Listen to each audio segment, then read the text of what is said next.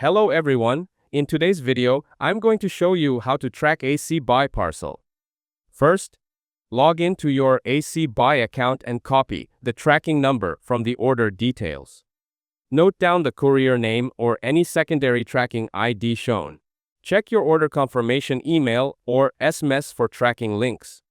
If no tracking info is visible, contact the seller through ACBuy support.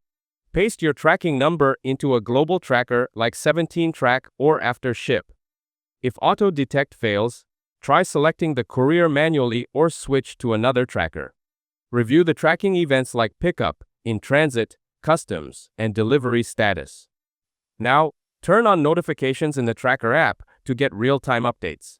If the parcel shows with local courier, recheck using the courier's own website. For customs delays, prepare to share ID or order invoices with the courier. If tracking stops updating, raise a dispute in ACBuy with proof of order and tracking history. Contact the courier's customer service with the tracking number for further help. That's it. Thanks for watching. Don't forget to like and subscribe for more videos.